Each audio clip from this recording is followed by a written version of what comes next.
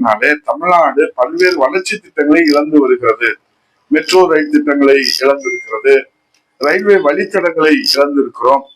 ஆனால் வாய்க்கூசாமல் மாண்புமிகு முதலமைச்சர் ஸ்டாலின் அவர்கள் உலக நாட்டுடன் போட்டி என்று சொல்கிறார். இன்றைக்கு துபாயில இந்த ஆட்சி பொறுப்பேற்றவுடன் துபாய்க்கு சென்றார். அதற்கு பிறகு லண்டன் சென்றார். அதற்கு பிறகு ஜெர்மனி சென்றார். அதற்கு பிறகு அமெரிக்காவுக்கு சென்றார். உலகம் சுற்று வாலிபனாக ஊர் சுற்றி பார்த்தாரா? உலக முதலீடுகளை பெற்றுக் கொண்டு வந்தாரா என்று சட்டசபையில மாண்புமிகு எதிர்கட்சி தலைவர் வருங்கால முதலமைச்சர் புரட்சி தமிழர் ஐயா எடப்பாடியார் அவர்கள் அறிவுரையின்படி கேள்வி கேட்கப்பட்ட போது அதுக்குரிய பதிலை அவர்கள் தெளிவாக சொல்லவில்லை. எத்தனை எம்ஓயுக்கள் போடப்பட்டிருக்கிறது, புரிந்துணர்வு ஒப்பந்தங்கள் எத்தனை செயல்படுத்தப்பட்டிருக்கிறது, எத்தனை முழுமையாக இருந்திருக்கிறது, எத்தனை துவங்கப்பட்டிருக்கிறது, எத்தனை பேர்களுக்கு வேலை வாய்ப்பு கொடுக்கப்பட்டிருக்கிறது என்று மாண்புமிகு எதிர்கட்சி தலைவர் வருங்கால முதலமைச்சர் புரட்சி தமிழர் எடப்பாடி கேள்வி கேட்டால் இது குறித்து வெள்ளை அறிக்கை விவரமாக வெளியிடுங்கள் என்று சொன்னால் விவரங்களை வெள்ளைத்தாளிலே வெளியிடுவோம் என்று மாண்புமிகு தொழில்துறை அமைச்சர் அவர்கள், ஸ்டாலின் தலைமையிலான அமைச்சரவையில் அங்க வகிக்கிற தொழில்துறை அமைச்சர் அவர்கள் இது போன்று பேசுவது, அவர்கள் சரக்கு இருந்தால் தானே சட்டியில் இருந்தால் தானே அகப்பையில வரும், சொல்வதற்கு அவர்களிடத்துல எதுவும் ஆதாரம் இல்லாத காரணத்தினாலே அவர்கள் வாய்ச்சவடாக பேசுகிறார்கள்.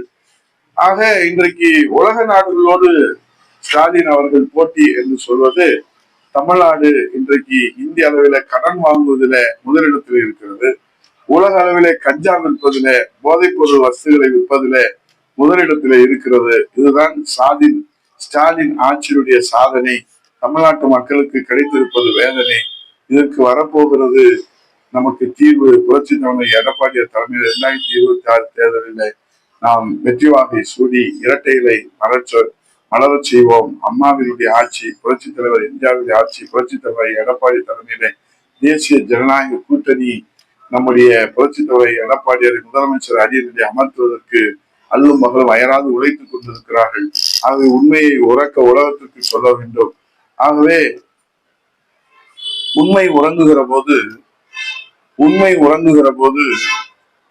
பொய் 100 அடி எட்டிப்பாயும் என்று சொல்வார்கள்.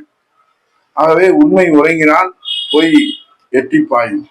அதுபோன்று இன்றைக்கு பொய்யை மெய்யாக்குவதற்கு இளைஞரணி மாநாடு, மகளிரணி மாநாடு, மண்டல மாநாடு, மாநில மாநாடு, பூத் கமிட்டி மாநாடு என்று உண்மை உறங்குகிற நேரத்திலே பொய்யை மெய்யாக்க ஸ்டாலின் எடுத்து வருகிற முயற்சிக்கு தமிழ்நாட்டு மக்கள் பூஜ்ஜியத்தை பரிசாக தருவார்கள் என்று சொல்லி விடைபெறுகிறேன். நன்றி, வணக்கம்.